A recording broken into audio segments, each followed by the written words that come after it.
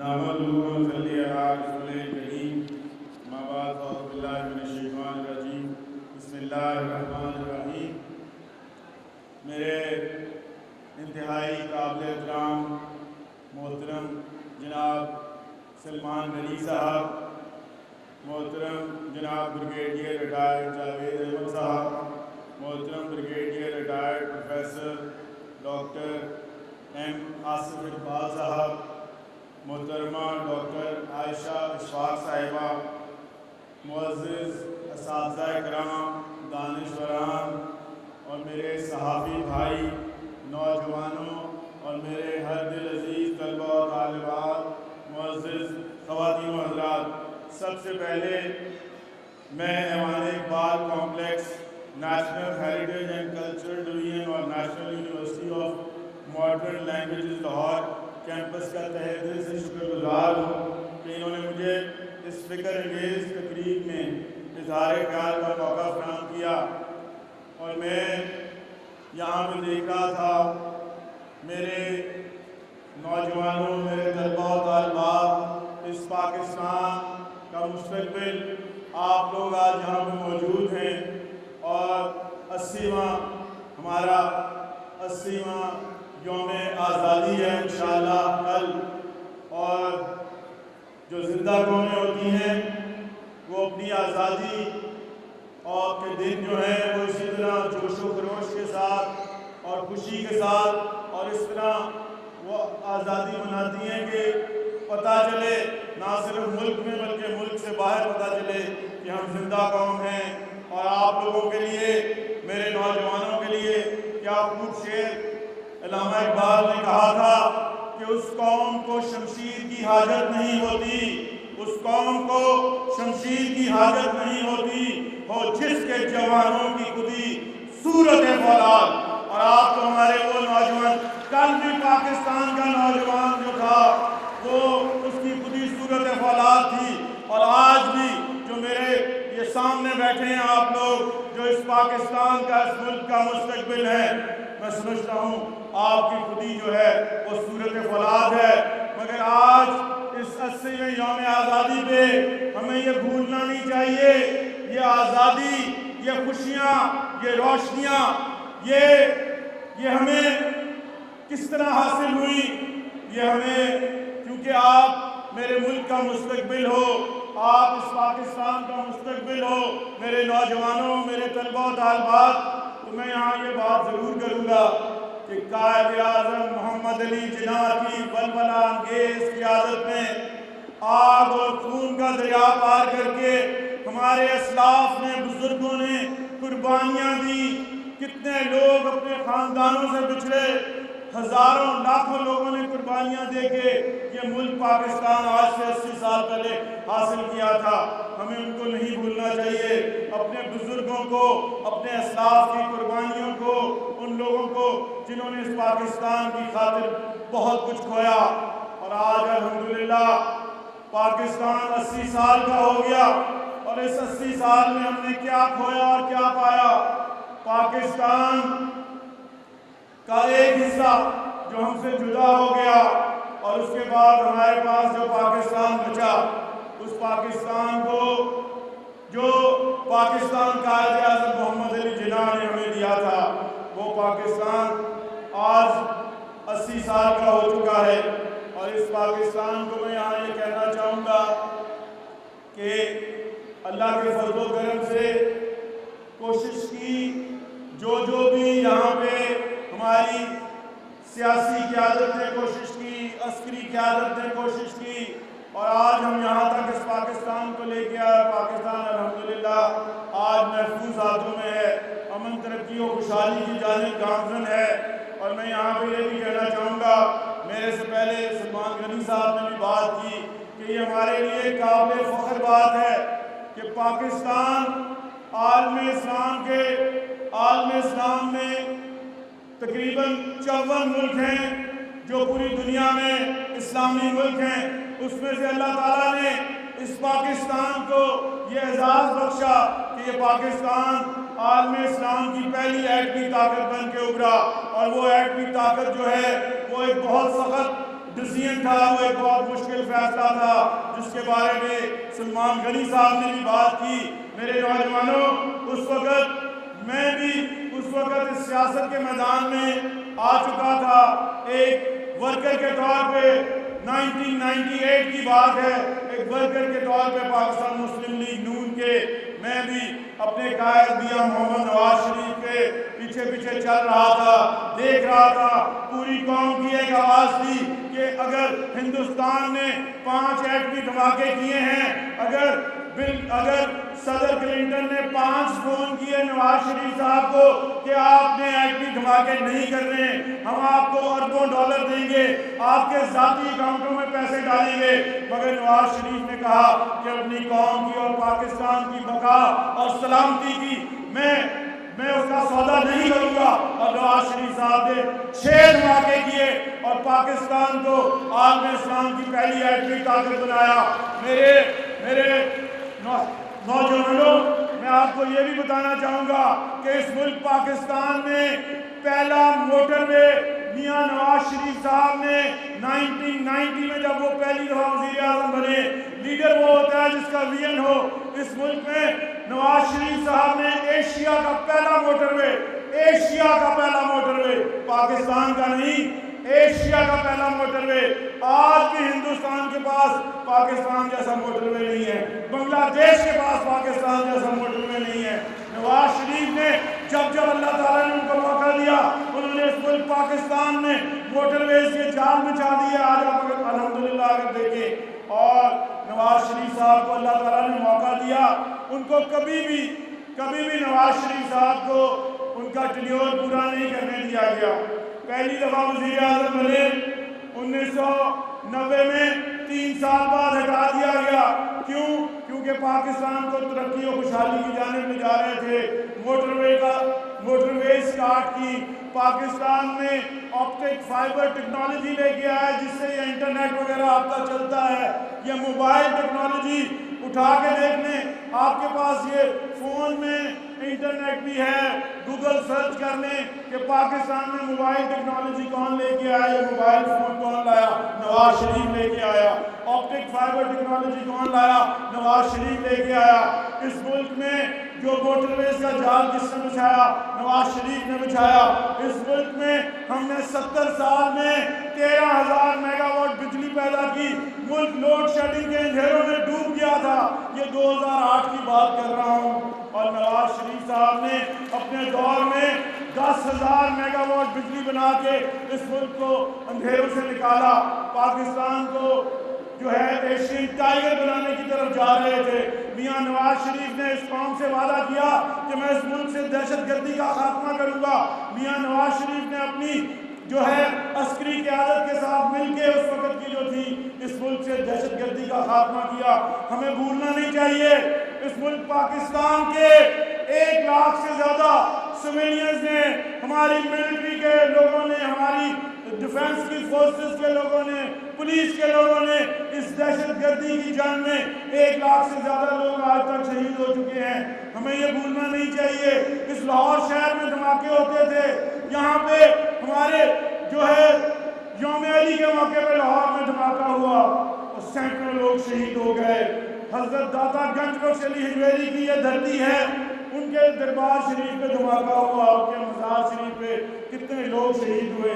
آج الحمدللہ ہماری جو عسکری قیادت ہے اور ہماری جو سیاسی قیادت ہے، انہوں نے مل کے پاکستان کو دہشت گردی سے پاک کیا، لوڈ شیڈنگ کے اندھیروں سے نکالا، اور آج پاکستان الحمدللہ پھر اس کے بعد ایک ایسا دور آیا کہ پاکستان جو ترقی و خوشحالی کی راہوں پہ گامزن تھا، 2017 میں پاکستان نے IMF کو پروگرام کمپلیٹ کر کے IMF کو خدا حافظ کہہ دیا۔ پاکستان ترقی کی راہوں پہ گامزن تھا۔ پھر ایک ایسا دور آیا جس میں ہمارے ملک میں جو مہنگائی کی شرح 4% پہ چھوڑی گئی وہ 40% تک چلی گئی۔ پھر وہ دور آیا کہ وہ لوڈ شیڈنگ جو اس ملک سے ختم ہو گئی تھی 2018 میں دوبارہ شروع ہو گئی، اور اور پھر وہ وقت آیا کہ اس ملک پہ جتنے قرضے ہم نے 70 سال میں ساری حکومتوں نے مل کے لیے تھے، وہ ایک ایسی حکومت آئی کہ انہوں نے 4 سال میں اس قرضے کو ڈبل کر دیا اور پاکستان میں ہم سب جو آپ سب بیٹھے ہیں ہمیں قرضوں کے بوجھ تلے دبا دیا، اور پھر وہ وقت آیا کہ یہ پاکستان جو تھا دیوالیہ ہونے کے قریب تھا، بینکرپٹ ہونے کے قریب تھا، اور اس کے بعد اللہ تعالیٰ نے پھر موقع دیا۔ میاں نواز شریف کی قیادت میں میاں شہباز شریف صاحب نے یہ ذمہ داری سنبھالی، ہم نے اپنی پارٹی کی قربانی دی، ہم نے اپنی سیاسی ساخت کی قربانی دی، اور پاکستان کو شہباز شریف صاحب نے دیوالیہ ہونے سے بچایا، اور پاکستان جو ہے آج الحمدللہ دوبارہ سے وہ پاکستان، وہ ایٹمی پاکستان آج الحمدللہ معاشی طاقت بننے کی طرف جا رہا ہے۔ اور میں یہاں پہ یہ کہوں گا کہ 2024 میں جب یہ حکومت آئی، اس شہباز شریف صاحب وزیر اعظم پاکستان بنے، تو اس کے بعد سے آج تک اگر آپ دیکھیں تو یہاں پہ مہنگائی کی شرح جو اس وقت 28% تھی، آج 8% پہ مہنگائی کی شرح آ چکی ہے۔ آج پاکستان جو اس وقت بینکرپٹ ہو رہا تھا، آج الحمدللہ ہمارے ریزرو میں 30 بلین سے زیادہ پاکستان کے پاس ریزروز ہیں۔ آج پاکستان جو ہے وہ ترقی کی راہ پر گامزن ہے۔ پھر اللہ تعالیٰ نے، آپ نے دیکھا کہ ہمیں ہمیشہ یہ ہندوستان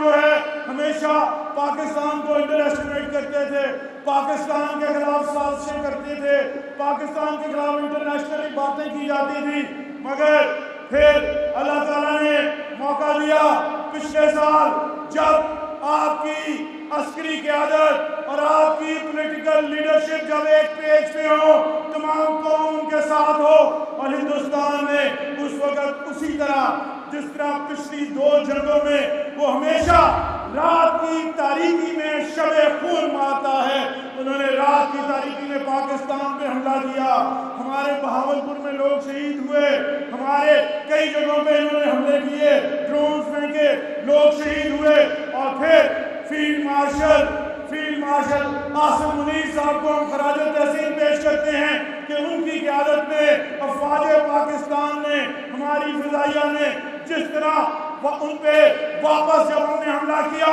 تو ہندوستان کا وہ غرور اور تکبر جو تھا اس کی کمر توڑ دی۔ میاں نواز شریف نے 6 دھماکے کر کے پاکستان کو ایٹمی طاقت بنایا تھا، شہباز شریف کی قیادت میں ہم نے ہندوستان کے 6 جہاز گرا کے ان کا تکبر جو تھا وہ خاک میں ملا دیا، اور پاکستان کا نام جو تھا وہ ساری دنیا میں ہوا۔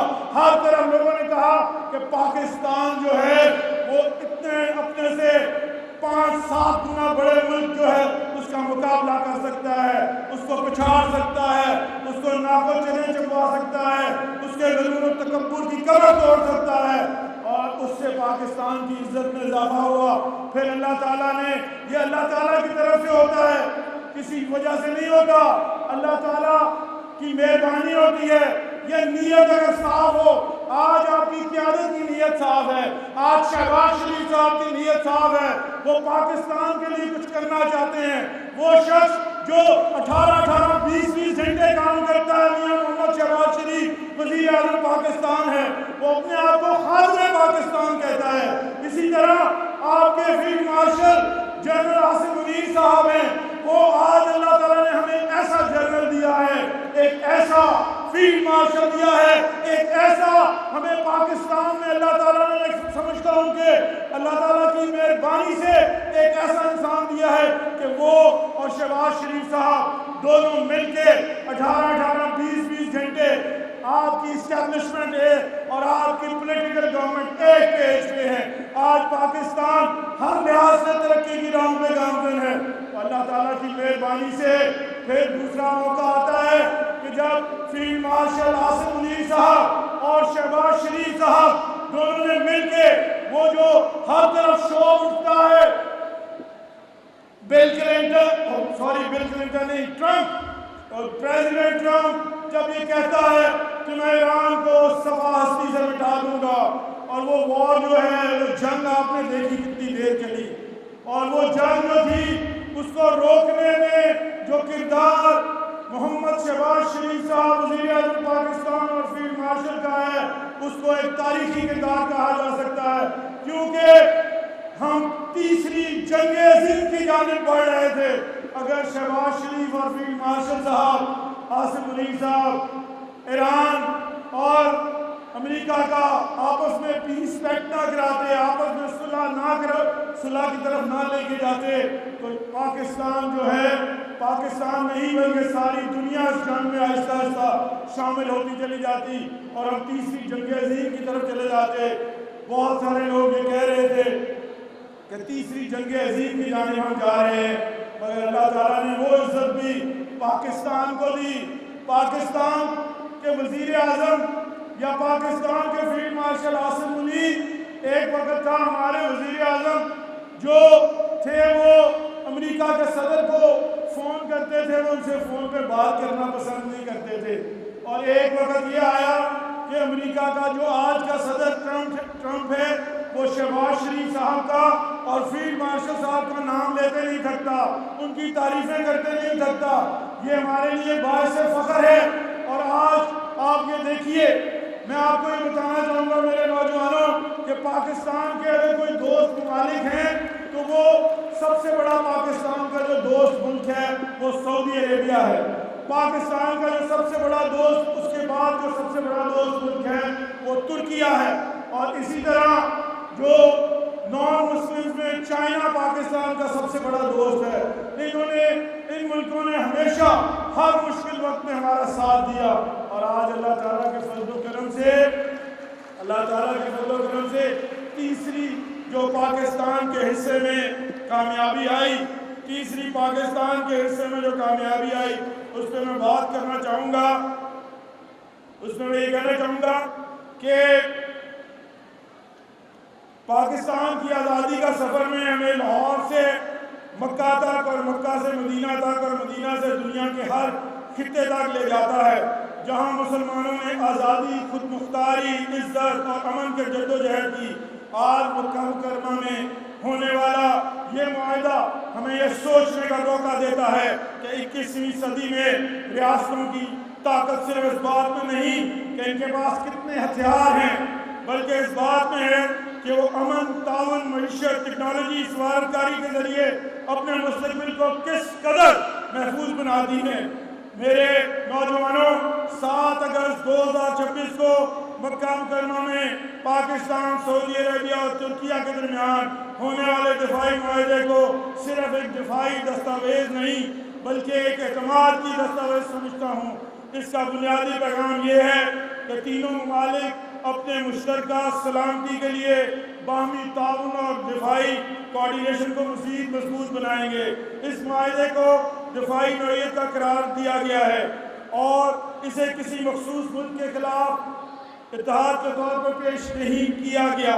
یہاں ایک بات سمجھنا ضروری ہے کہ ہر دفاعی تعاون کو جنگ کی تیاری کے تناظر میں نہیں دیکھنا چاہیے۔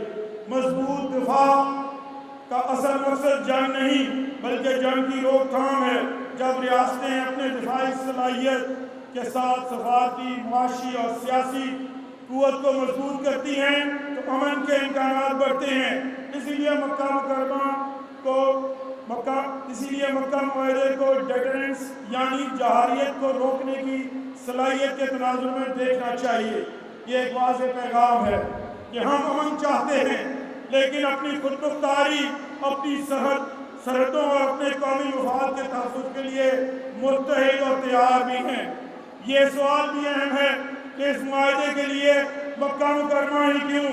اس لیے کہ مکہ صرف ایک شہر یا جغرافیہ نہیں، دنیا کے مسلمانوں کے لیے ایمان، وحدت، قربانی، اخوت اور امن کی علامت ہے۔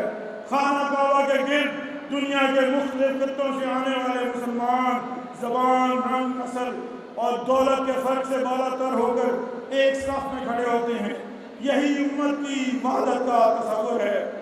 چونکہ مجھے معیشت اور مالیات کی ذمہ داری سونپی گئی ہے، اس لیے میں اس معاہدے کو ایک مختلف زاویے سے بھی دیکھتا ہوں۔ میرے لیے امن اور معیشت ایک دوسرے سے جدا نہیں ہے۔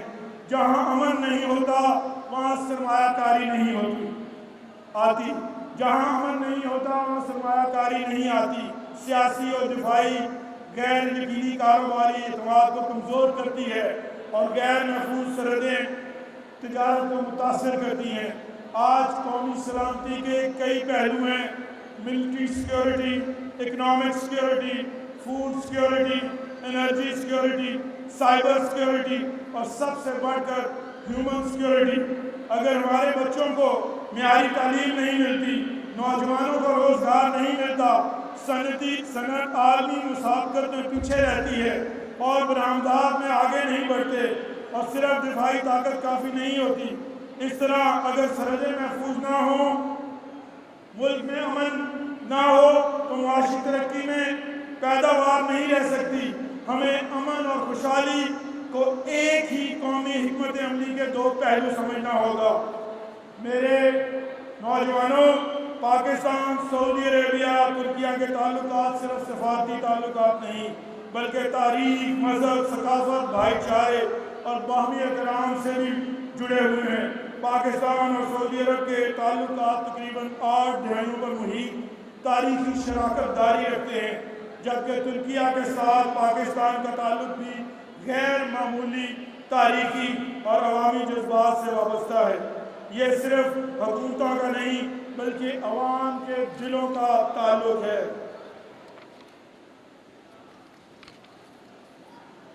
میں آج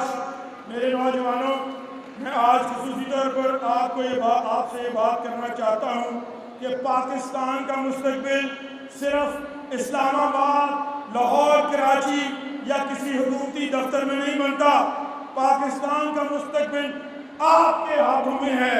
آج پاکستان گزشتہ 8 دہائیوں میں بہت کچھ حاصل کیا۔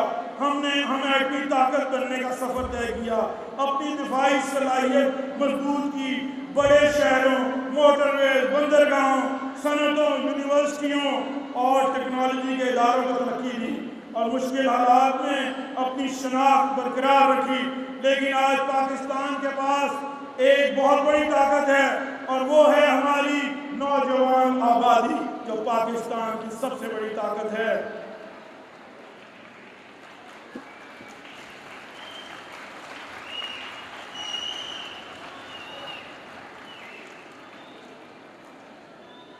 دنیا artificial intelligence, robotics, automation, digital economy کی طرف بڑھ رہی ہے، اور روزگار کی نوعیت بدل رہی ہے۔ پاکستان کو بھی بدلنا ہوگا۔ ہمیں اپنے نوجوانوں کو صرف جاب سیکر نہیں بلکہ جاب کریٹر بنانا ہوگا۔ صرف ڈگری نہیں بلکہ سکلز دینی ہوگی۔ تعلیم کو روزگار، یونیورسٹیوں کو انڈسٹری اور ریسرچ کو مارکیٹ سے جوڑنا ہوگا۔ ہمیں اپنے نوجوانوں کو یقین دلانا ہوگا کہ پاکستان میں رہ کر دنیا جیتی جا سکتی ہے۔ اگر آپ غور کریں تو آج کی تقریب کی تمام علامتیں ایک دوسرے سے جڑی ہوئی ہیں۔ ایک طرف مکہ مکرمہ ہے، دوسری طرف پاکستان کا یوم آزادی ہے، اور ہمارے سامنے اقبال کی فکر۔ مکہ ہمیں وحدت کا درس دیتا ہے، اقبال خودی کا، اور پاکستان آزادی اور ذمہ داری کا۔ ان تینوں کو ایک ساتھ رکھیں تو ایک مکمل قومی فلسفہ سامنے آتا ہے: وحدت، خودی اور آزادی۔ جب ان کے ساتھ معیشت کو جوڑیں تو چوتھا لفظ جو سامنے آتا ہے وہ خوشحالی ہے۔ بطور وزیر خزانہ پنجاب میں سمجھتا ہوں کہ پاکستان کی مضبوطی کا راستہ مضبوط صوبوں سے ہے، صوبوں سے ہو کر گزرتا ہے۔ پنجاب اپنی ذمہ داری کو پوری طرح سمجھتا ہے۔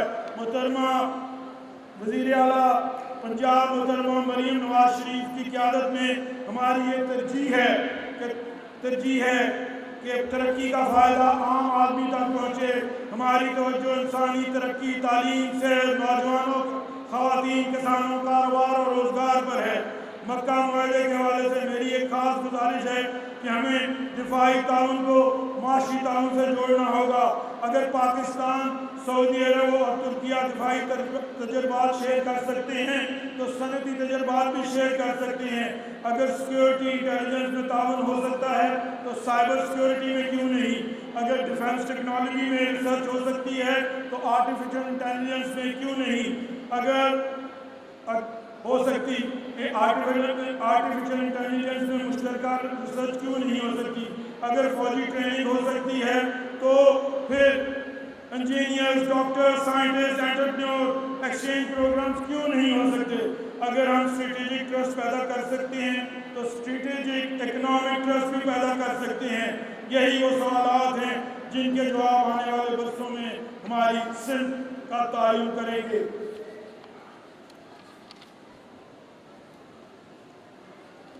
آخر میں یہ کہنا چاہوں گا کہ آزادی صرف جشن نہیں، ایک عہد بھی ہے۔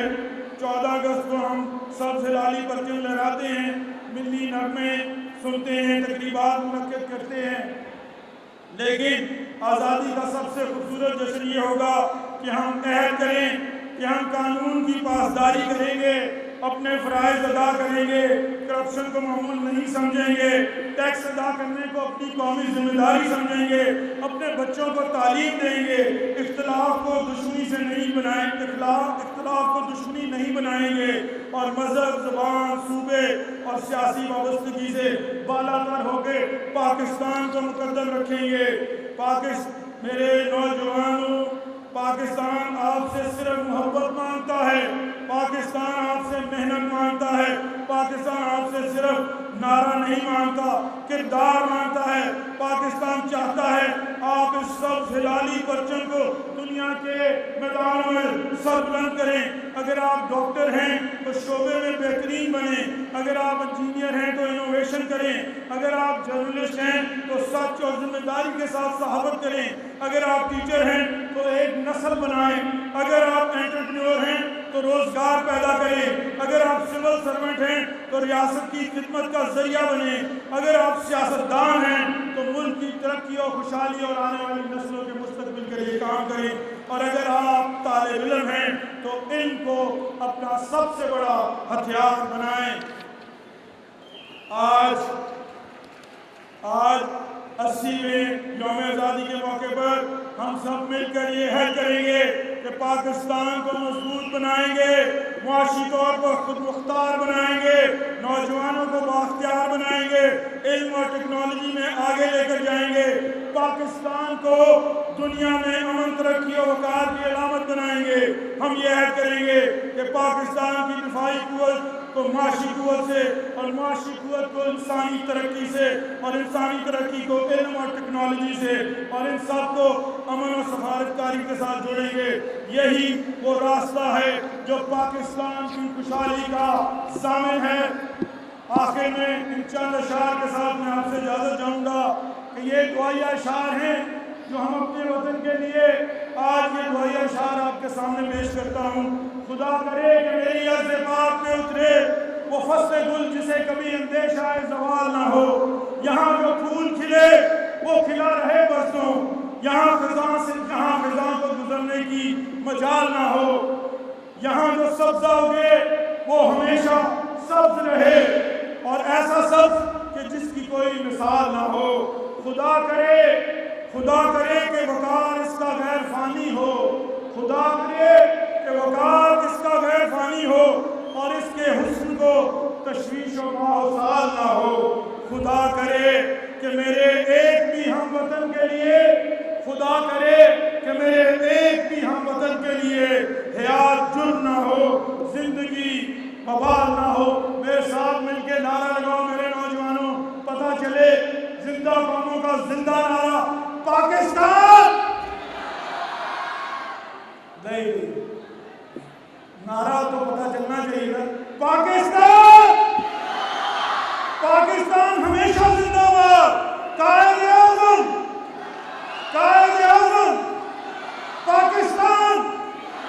پاکستان ہمیشہ زندہ باد۔ بہت شکریہ۔